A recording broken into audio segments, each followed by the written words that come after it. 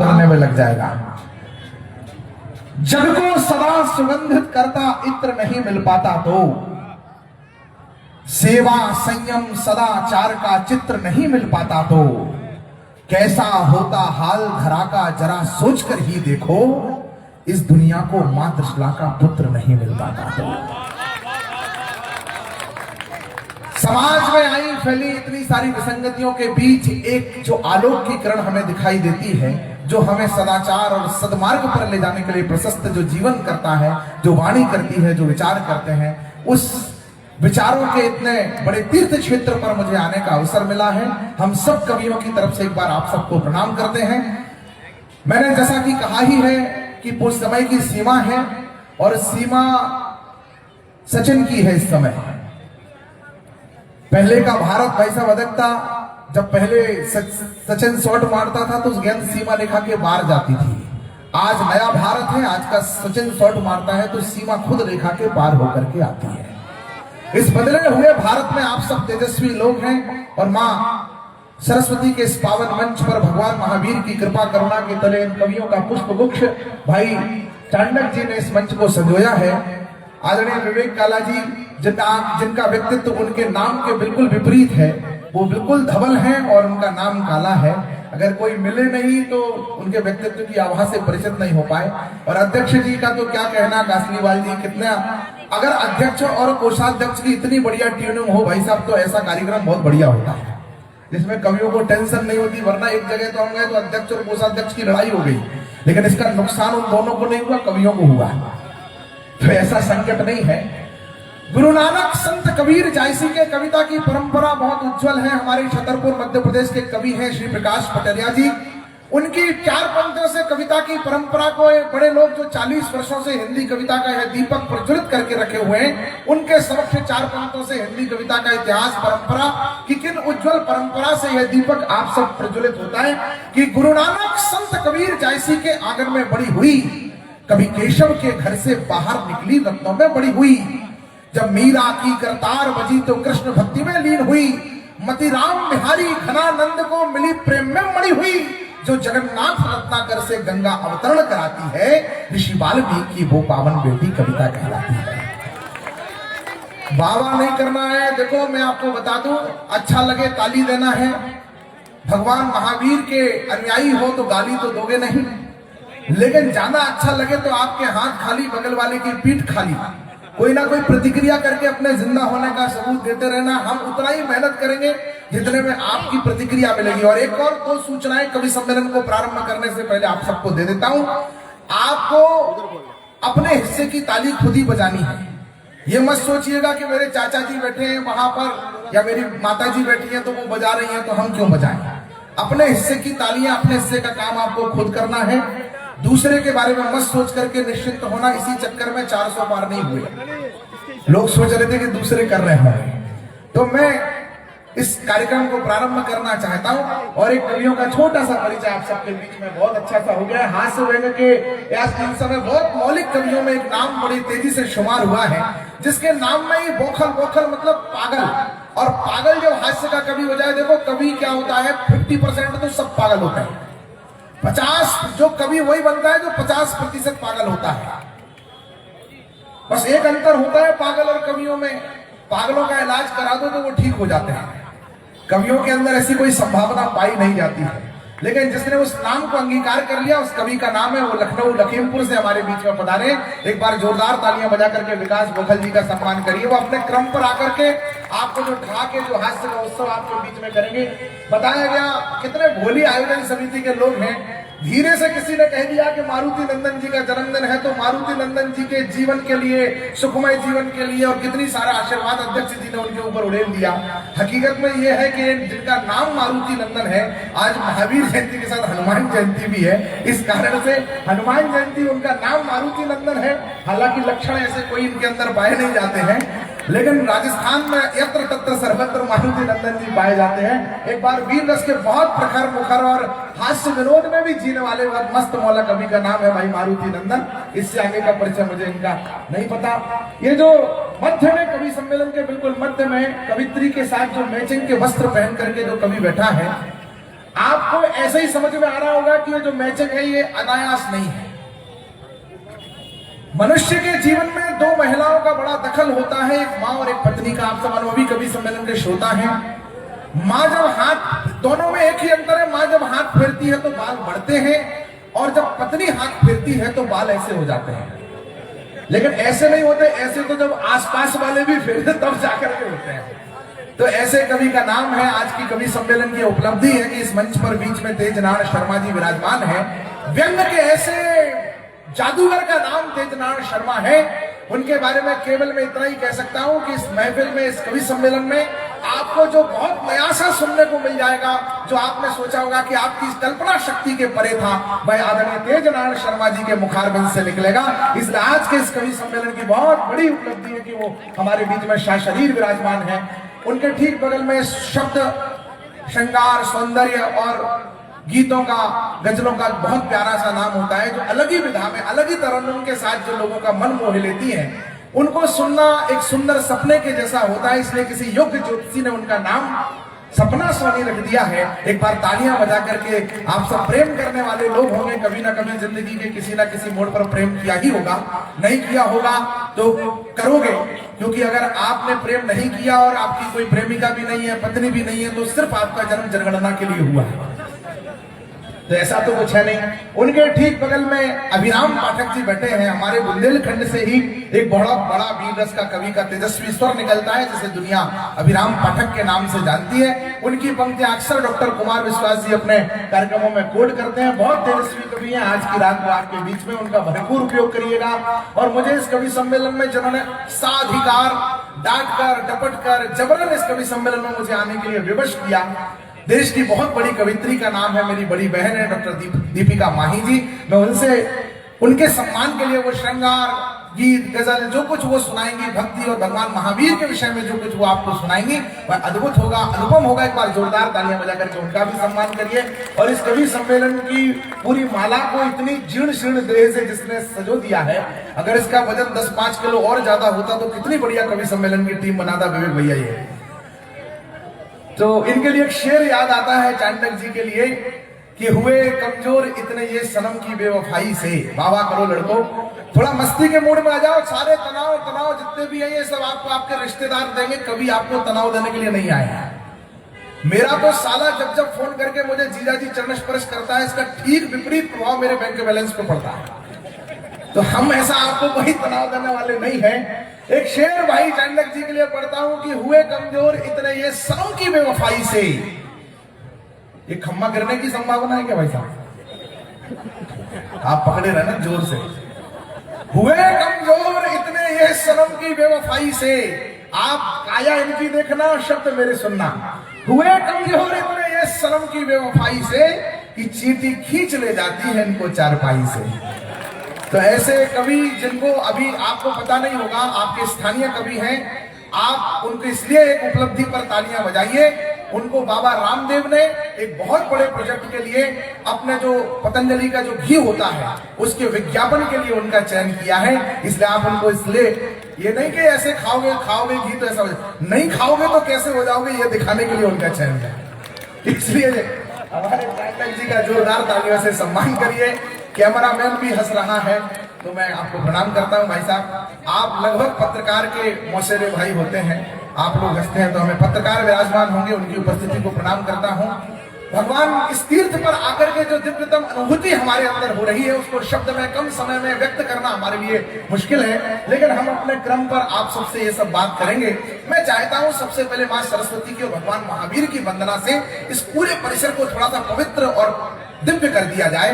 और वह काम हमारे मंच की एक बहुत प्यारी कवित्री जिसे सपना सोनी के नाम से जाना जाता है वही कर सकती हैं। इसलिए आप सब हकीकत वाली तालियां बजाइए ताकि सपना आपके बीच में आए, सपना जी आपके बीच में आए और आपको भगवान महावीर की वंदना से, मां सरस्वती की वंदना से इस कवि सम्मेलन का आगाज करें। ऐसे नहीं, दोनों हाथ ऊपर उठा करके जोरदार तालियां।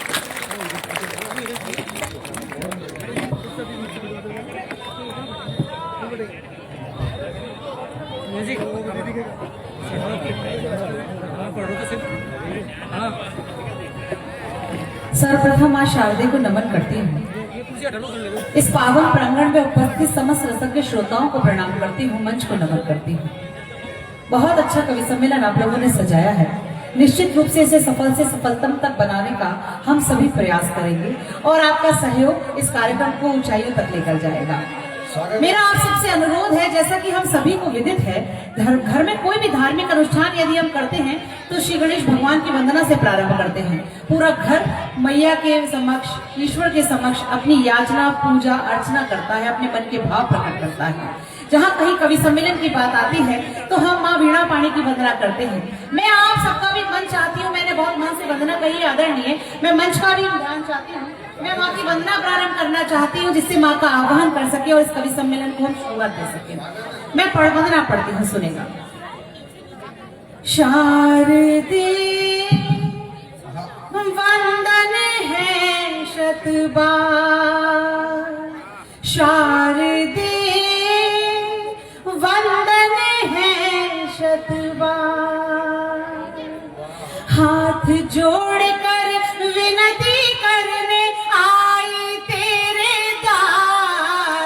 हरा भरा रखना है मैया यह रचना संसार, हरा भरा रखना है मैया, हरा भरा रखना है मैया यह रचना संसार। शारदे वंदन है शतबार। मैं माँ की बेटी, माँ के श्री चरणों में शब्द रूपी सुमन समर्पित करती हूँ और वंदना का एक और पद पढ़ती हूँ, सुनेगा।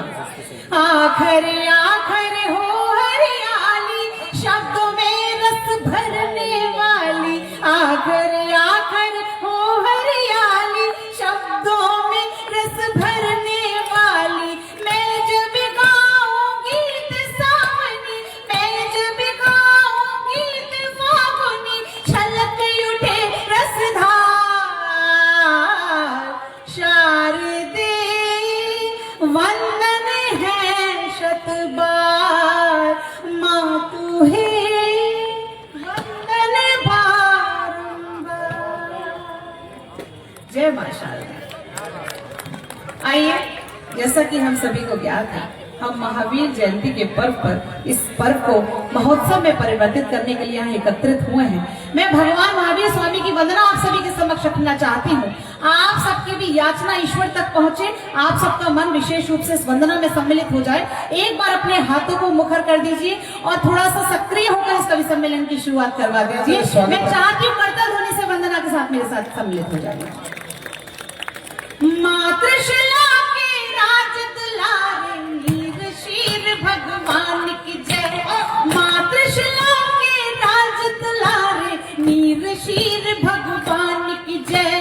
सत्य अहिंसा के उद्घोषक परम धीर भगवान की जय, सत्य अहिंसा के उद्घोषक परम धीर भगवान की जय। आप सभी से हाथ जोड़कर विनती करती है सपना, आप सभी से हाथ जोड़कर विनती करती है सपना। अपने हाथ उठाकर बोलो महावीर भगवान की जय, अपने हाथ उठाकर बोलो महावीर भगवान की जय, अपने हाथ उठाकर बोलो महावीर भगवान की जय, महावीर भगवान की जय, महावीर भगवान की जय। परम अलौकिक शुभ मुखमंडल जिसके दर्शन सुभग सुमंगल, शांति प्रदाता जीवन दाता, शांति प्रदाता जीवन दाता, सरल सौम्य मुस्कान की जय, शांति प्रदाता जीवन गाथा, सरल सौम्य मुस्कान की जय। महावीर भगवान की जय, महावीर भगवान की जय। बोलिए महावीर भगवान की जय। बहुत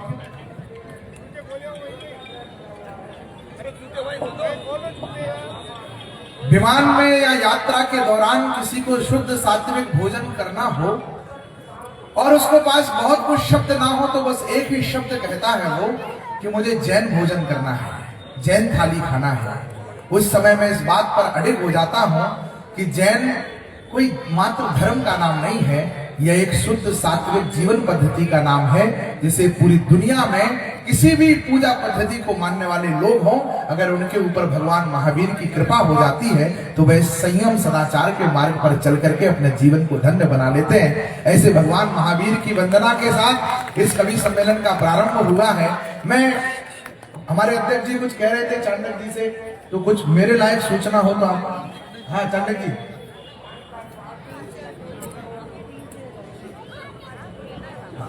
आप सब आ गए हैं। और देखिए, आयोजन समिति की चिंता है कि किसी भी समय मौसम प्रतिकूल होकर के इस कार्यक्रम में व्यवधान डाल सकता है। हालांकि जहां कवि आ जाते हैं वहां ये सब नहीं होता है, फिर भी लेकिन आयोजन समिति की चिंता, इसलिए इस कवि सम्मेलन को बहुत सारी औपचारिकताओं से निकाल करके सीधे सीधे कवियों तक लाने का मुझे आदेश है। और मैं आदेश को अध्यादेश समझ करके एक पहले कवि जो सबसे विलक्षण कवि है, मैंने कहा कि वो आपको जीवन के आसपास बिखरे हुए इतने सारे चीजों से आपको आनंदित कर देगा, आपके जीवन के लोक हास परिहास को जो शब्द देगा, कविता का अभाव दे देगा, उस कवि का नाम है भाई विकास बौखल। वो पहले कवि है इस कवि सम्मेलन के, और पहला ओपनर बल्लेबाज जैसा परफॉर्म करता है उस पर पूरी टीम की विजय सुनिश्चित होती है। इसमें आप भी साथ दीजिए, क्योंकि ये कवि हास लिखता है, कवि परिहास लिखता है। 4 पंक्तियों से विकास बौखल जी को मंच दे रहा हूं कि कभी ये हास लिखता है, कभी परिहास लिखता है, ये पत्थर की बस्ती में मुलायम घास लिखता है, कठिन इस वक्त में इनकी महत्ता को ना झुटलाना, इस रोते वक्त का हंसता हुआ इतिहास लिखता है। जोरदार तालियां बजाइए।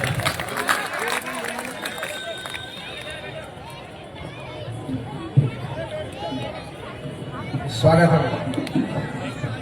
हम आपके लिए बहुत जल्दी कार्यक्रम करना चाहते हैं, इसलिए आपकी भी जिम्मेदारी है कि आप जो घंटे 2 घंटे बाद जो संजीदगी में आप आएंगे और जो आनंद में आप आएंगे, वो शुरुआत से आ जाइए, ताकि हम भी आपको अच्छा सुना सकें। बहुत बहुत धन्यवाद। सबसे पहले मैं भगवान महावीर जयंती की आप सबको शुभकामनाएं देता हूँ।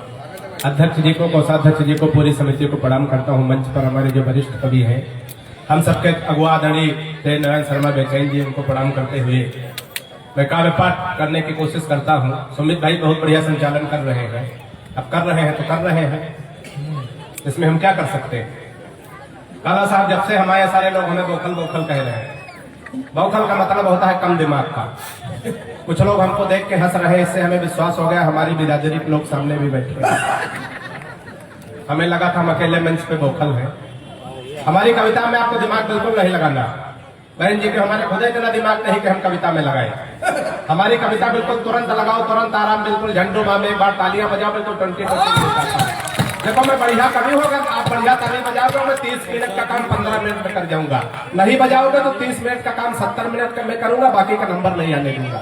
और पानी तैयार है तो है, आपके ऊपर है, आप कैसा क्या करना चाहते हैं। कभी सम्मेलन में देखिए, हम घर से चले, अध्यक्ष महोदय जब तो 60 मिनट का हुआ 20 में, हम जब घर से चले तो हमारी पत्नी ने कहा जान कहाँ जा रहे हो, तो हमने कहा 20 वर्षों के जीवन काल में पहली बार जान कह रहे हो, अच्छा लग रहा। पत्नी ने कहा जल्दी में हो, जानवर कहने लंबा हो जाता। ताली बजाइए, वही जा रहे हैं जिनकी पत्नी ने जानवर कहा है। 4 पंक्तियां सुनिएगा। पानी आने तो कोई बात नहीं, पानी आने की बात करते हो, दिल जलाने की बात करते हो। हमने महीनों से मुंह नहीं धोया, तुम नहाने की बात करते हो। तो मैं पानी में कोई बरसात है ना। सुनिएगा कि दिन का सारा मैं प्रयाग कुंभ से ताजी ताजी 4 पंक्तियां उठाता हूँ, यही से मुझे शुरू कर दीजिएगा। अध्यक्ष जी सुनिएगा कि दिन का सारा, मीडिया के लोग बैठे हो तो ध्यान दे, दिन का सारा गुरूर एक निशा ले गई। दिन का सा, यही से तैयार रहिएगा।